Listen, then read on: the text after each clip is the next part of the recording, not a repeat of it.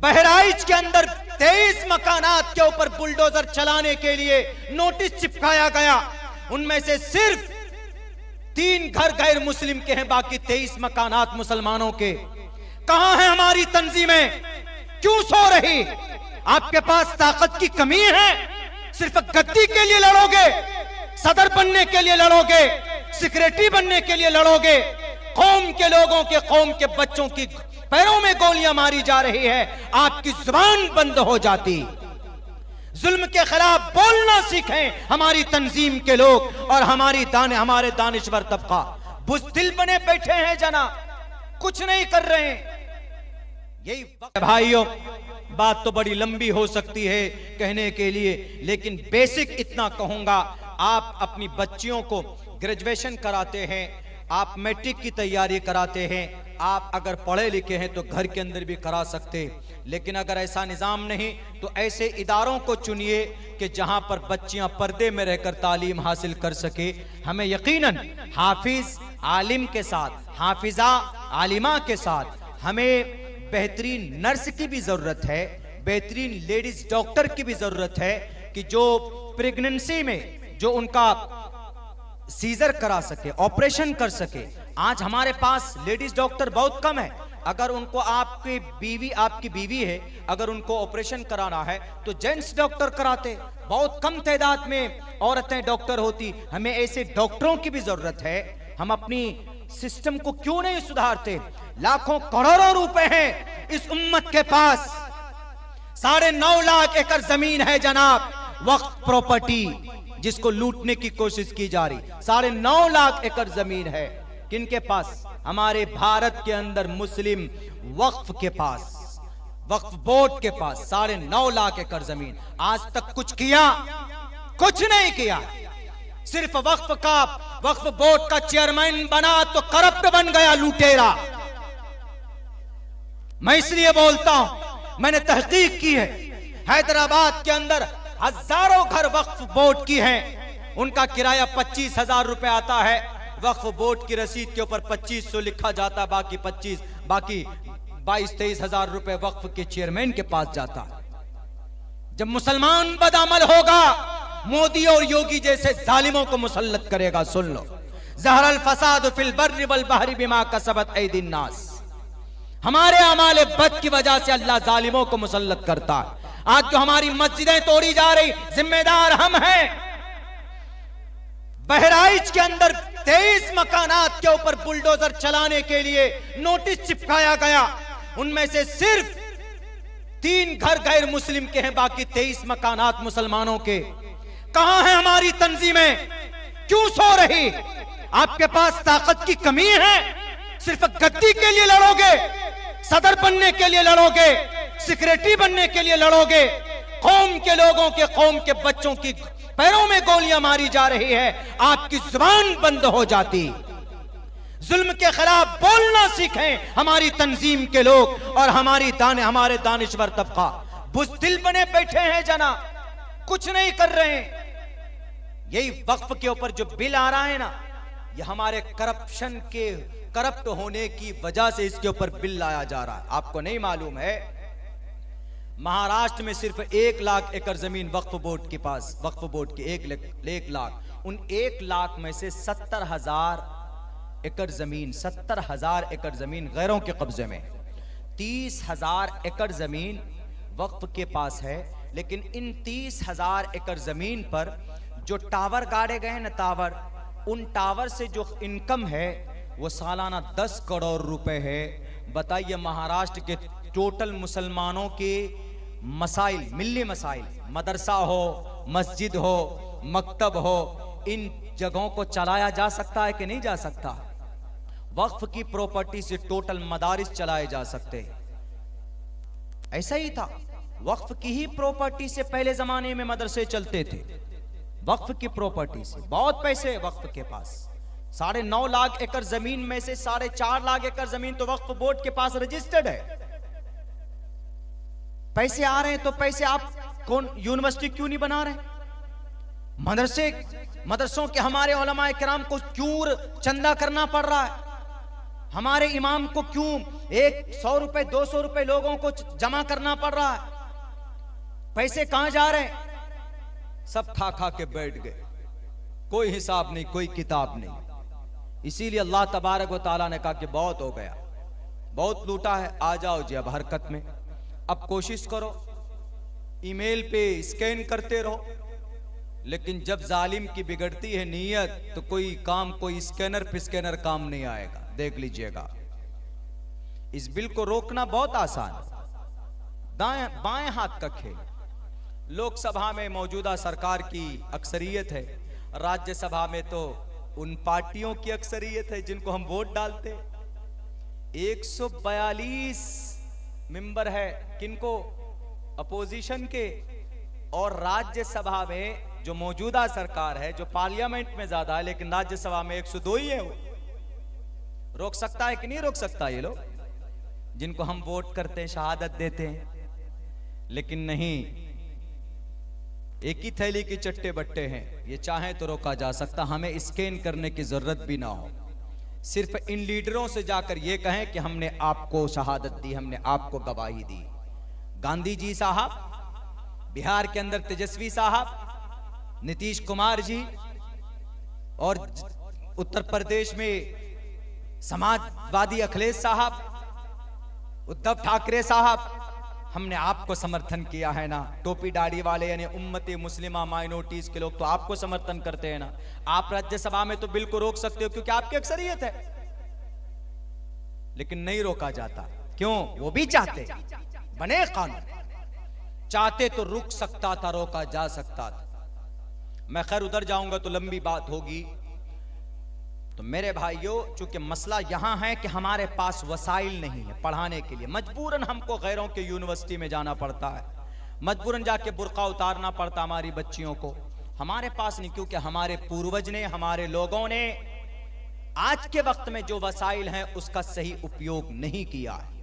इसीलिए अल्लाह इन सब से पूछेगा कि भाई क्या किए पैसों का, कहां पर बर्बाद किए। तीसरे नंबर पर पूरी दुनिया में सबसे ज्यादा प्रॉपर्टी किसी वक्फ के पास है, किसी बोर्ड के पास है, तो मुस्लिम वक्फ बोर्ड के पास। पूरी दुनिया में 30 वक्फ बोर्ड से हैं भारत के अंदर, किसी में छानबीन नहीं की गई, किसी पर कानून नहीं आया, सिर्फ मुस्लिम वक्फ बोर्ड के ऊपर क्यों कानून आया? समझते? क्योंकि सबसे ज्यादा करप्शन इसी वक्फ बोर्ड के अंदर है, सबसे ज्यादा घोटाला। वक्फ बोर्ड का चेयरमैन बैठकर सिर्फ निगरानी कर सकता, उसको बेच नहीं सकता। 1990 से लेकर सन 2002 तक महाराष्ट्र में वक्फ की 11,000 करोड़ रुपए की वक्फ की जमीनें बेची गई है। ऐसे नहीं आए जालिम लोग। तालीम पर कोई मेहनत नहीं, वही मौलाना अब्दुल्ला मेहनत करेगा तो एक स्कूल चला सकता है अपनी मेहनत से। मुफ्ती अबूजर साहब मेहनत करेंगे, चंदा करेंगे तो कुछ बच्चों को एक छोटा सा इदारा चला सकते हैं बस।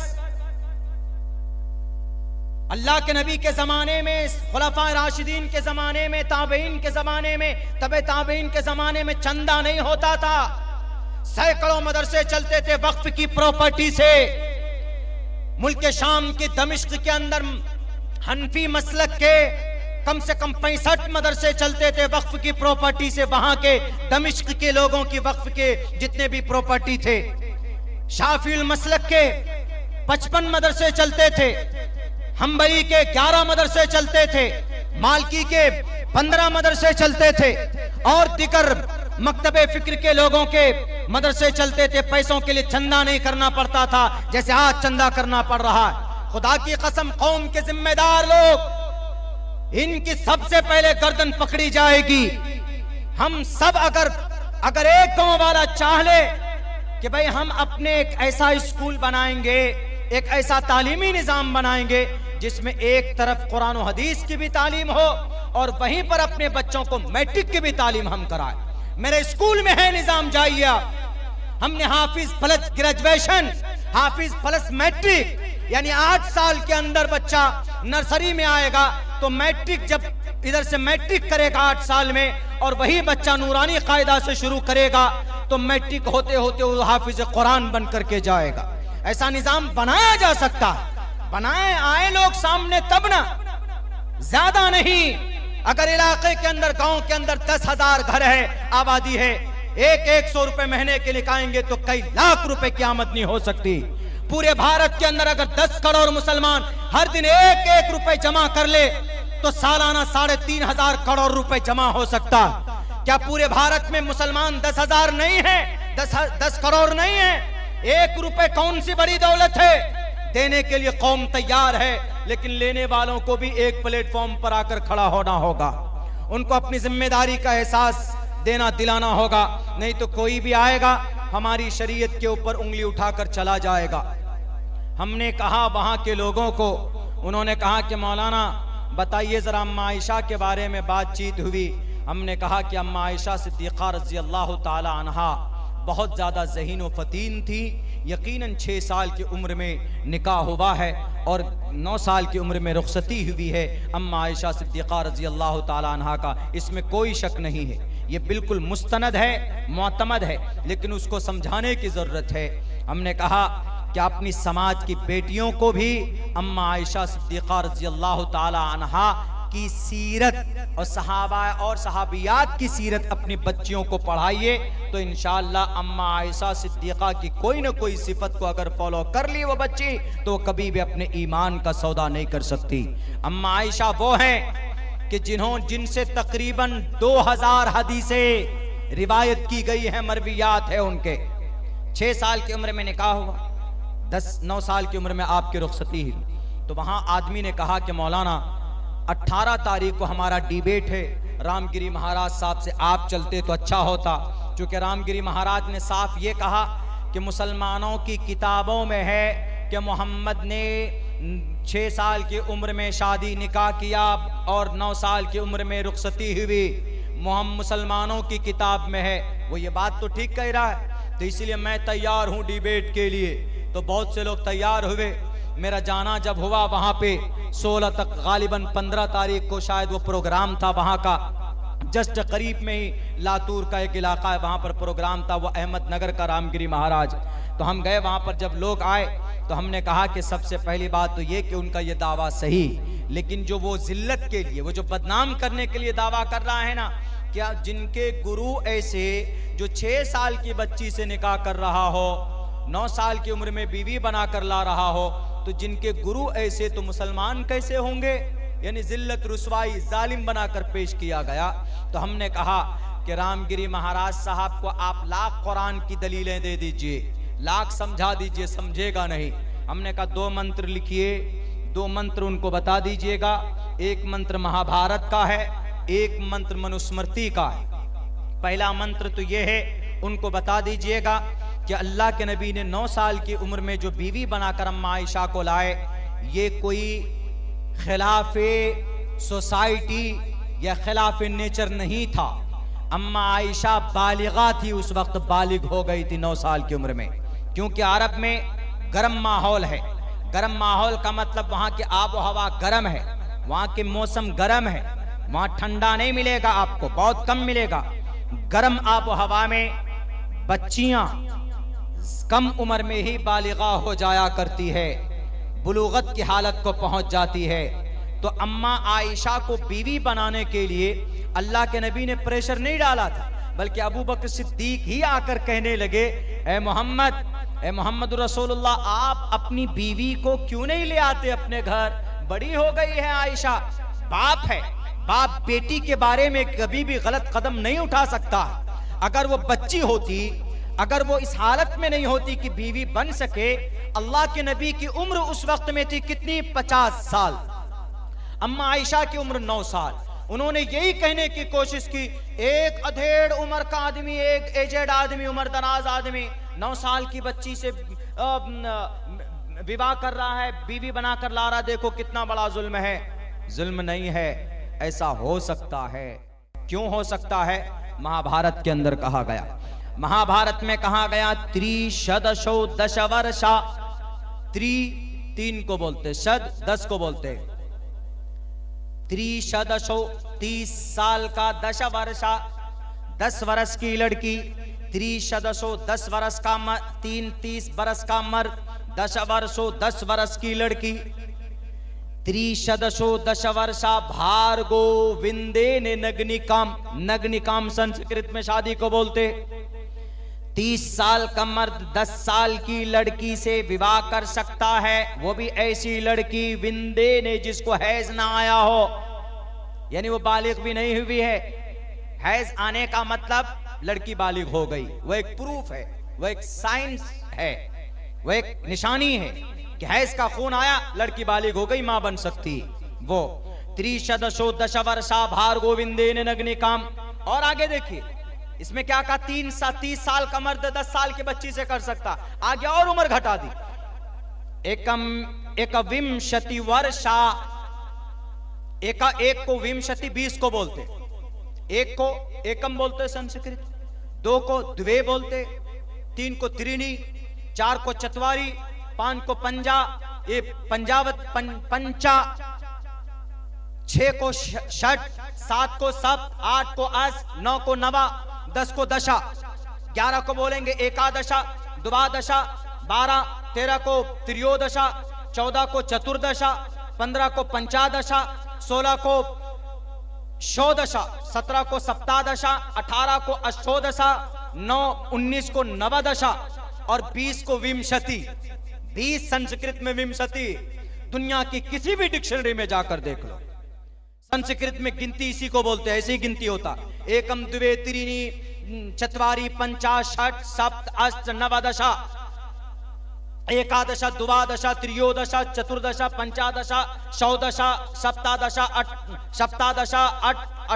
अष्टादशा नवदशा एंड विंशति। विंशति 20 को बोलते हैं। इसमें लिखा एकविंशति 21 बरस का मर्द, एकविंशति वर्षा 21 बरस का, 21 वर्ष का आदमी, एकविंशति वर्षा, वर्षा वर्ष को, बरस को, साल को वर्षा बोलते हैं संस्कृत में। एकविंशति वर्षा 21 बरस का मर्द, सप्रावर्षा, वा सप्रावर्षा, सप्त से सप्त, 7 बरस की लड़की से 21 बरस का मर्द 7 बरस की लड़की से विवाह कर सकता है। महाभारत में है, रामगिरी महाराज आप तो बड़े उछल रहे थे, आपके नबी ने 50 साल की उम्र में 9 साल की बच्ची से विवाह कर लिया। महाभारत में भी लिखा हुआ है कि 33 बरस का मर्द 10 बरस की लड़की से विवाह कर सकता है, 21 बरस का मर्द 7 बरस की लड़की से विवाह कर सकता है। आपने इसलिए विवाह किया है 50 साल की उम्र में 9 साल की बच्ची से, ताकि कौम को एक पैगाम दे सके, चूंकि अल्लाह के नबी रोल मॉडल थे पूरी दुनिया के इंसानों के लिए, सिर्फ मुसलमानों के लिए नहीं, पूरी दुनिया के इंसानों के लिए। इसीलिए कहा गया नराशन संभाजिनम बाजत्री शैदीरम पूषणम सन्मैरी मेरथम न दुर्गा दवसवा सुदानवो विश्व सम्मात्रो अहंसो निष्पिपर्ता।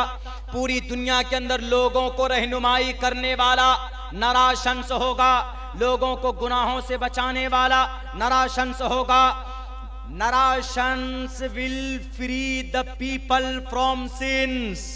नराशंस संस्कृत है, ऋग्वेद का मंत्र है। नर आशंस मोहम्मद का संस्कृत में तर्जमा, जो मतलब अरबी में मोहम्मद का होता है वही मतलब संस्कृत में नराशंस का भी होता है।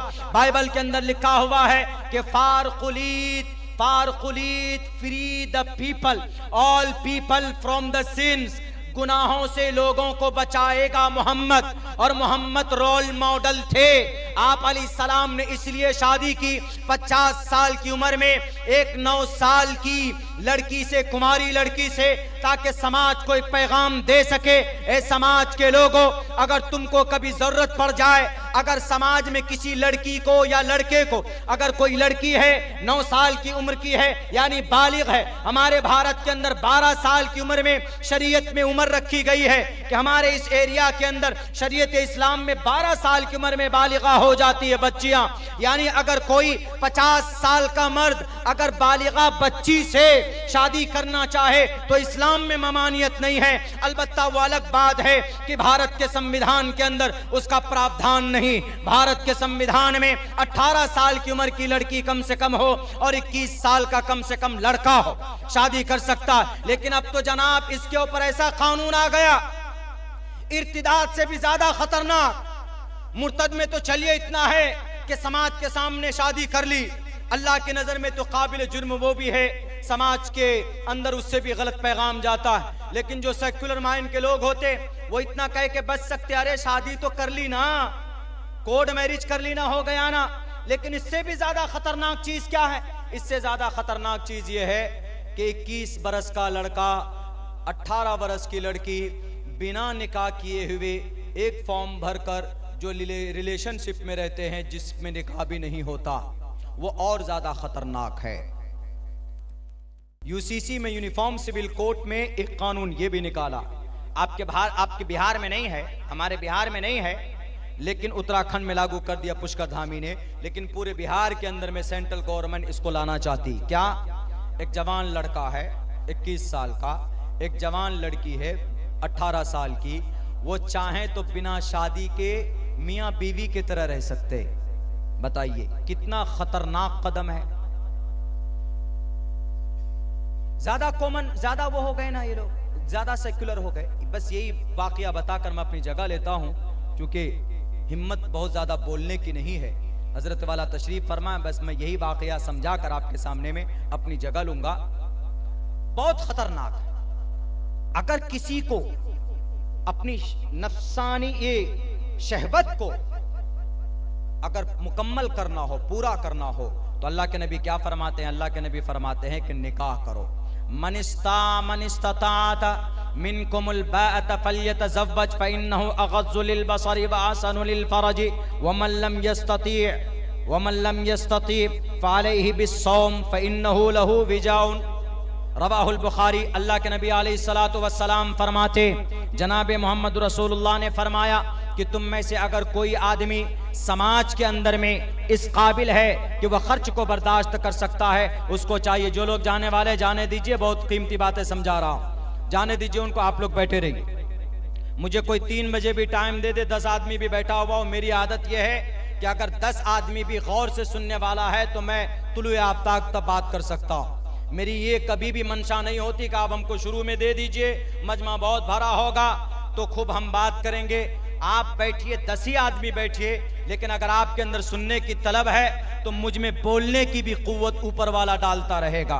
तो बहुत कीमती बात बता रहा हूं। समाज के अंदर में जो ये सरकारें जो कवानीन ला रहे हैं ना, या आपके इर्तिदाद को आसान कर रहे हैं, इसको समझने की जरूरत है कुरान और हदीस की रोशनी में। तो अल्लाह के नबी ने फरमाया कि अगर समाज के अंदर में बेहतर सोसाइटी बनाना हो तो ये 21 साल का लड़का 18 साल की लड़की से लिव इन रिलेशन नहीं, बल्कि शादी करो। फल्यतज़व्वज, शादी करोगे, फइन्नहु अग़ज़्ज़ु लिलबसर, तुम्हारी निकाह की भी हिफाजत होगी, व अहसनु लिलफ़रज, तुम्हारी शर्मगाह की भी हिफाजत होगी। और फिर अगर किसी के पास पैसा नहीं है, दौलत नहीं है, वो बीवी का खर्चा बर्दाश्त नहीं करता है, तो मोहम्मद रसूलुल्लाह क्या फरमाते हैं? सेक्स की ताकत को कम करने के लिए, शहवत तो बहुत लोग कम समझते हैं, इनमें से सेक्स समझते हैं ना, शहवत को दूसरे लफ्जों में बोलिए, अंग्रेजी में, सेक्स को कम करने के लिए कोई टॉनिक नहीं। अगर किसी में सेक्स कम है, वो चाहता है कि ये ताकत बढ़ जाए, यानी अगर शहवत कम है, वो बढ़ाना चाहता है, तो टैबलेट्स है, दवाई है, भले उसका कोई साइड इफेक्ट है, खाता है आदमी, हकीम के पास जाता है, बहुत से आदमी कुछ सर्जरी कराते तो वो ताकत बढ़ सकती। लेकिन किसी में कुदरती तौर पर शहवत बहुत ज्यादा है, तो उसको कम करने के लिए कोई टॉनिक नहीं है, कोई गोली, कोई टैबलेट्स नहीं है। उसको कम करने के लिए एक ही ताकत है, एक ही फार्मूला है जो हमारे नबी ने बताया, फ़अलैहि बिस्सौम। अगर तुमको शादी करने की हिम्मत नहीं है, पैसे नहीं है, घर नहीं है, बीवी को नहीं संभाल सकते, खर्चा उनका नहीं निभा सकते, उठा सकते, तो फ़अलैहि बिस्सौम, तुम रोजा रखो। क्यों? रोजे की वजह से तुम्हारी सेक्स पावर घट जाएगी। फ़इन्नहु लहु विजाउन, ये शहवत को तोड़ता है कौन? रोजा। अल्लाह के नबी ने फरमाया कि समाज को बेहतर करना हो तो निकाह करो, और ये लोग इर्तिदाद को बढ़ाने के लिए लिव इन रिलेशन में रहो। लिव इन रिलेशन में नेपाल की एक लड़की 60 टुकड़े किए गए उसके जिस्म के बेंगलोर के अंदर, इन्हीं कवानीन की बुनियाद पर। दिल्ली के अंदर श्रद्धा नाम की लड़की, इन्हीं कवानीन की वजह से उसके जिस्म के 35 टुकड़े किए गए। इन्हीं कवानीन की वजह से कलकत्ता के अंदर डॉक्टर अहाना की 5 मर्तबा रेप किया गया, उनकी कमर की हड्डी तोड़ी गई, इन्हीं कवानीन की बुनियाद पर। अल्लाह के नबी का फरमान है, सोसाइटी को बेहतर करना हो तो जायज रिश्ते पैदा करो।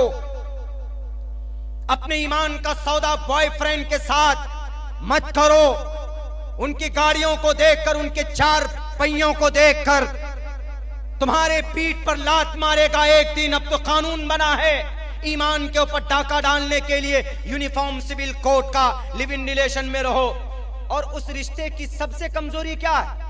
जब चाहे तब तोड़ सकते, यानी लड़का लड़की रहे, कहां दरभंगा में फ्लैट लेकर मन भर गया तो लड़की या लड़का उस रिश्ते को खत्म कर सकता है बड़ी आसानी से। कुछ नहीं, सिर्फ एक फॉर्म लिखकर देना है कि हम इस रिश्ते को खत्म करना चाहते हैं। तो पता इससे क्या होगा? इससे हरामियों नस्ल बच्चे पैदा होंगे, इससे कत्ल का वारदात बढ़ेगा, इसके अंदर फितना फसाद बर्पा होगा, इर्तिदाद के बाजार गर्म होंगे। महाभारत में भी है क्या?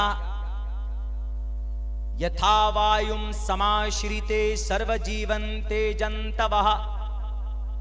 नौजवानों, अगर तुम चाहते हो सुख की जिंदगी हासिल करो तो तुम्हारे लिए विवाह जरूरी है।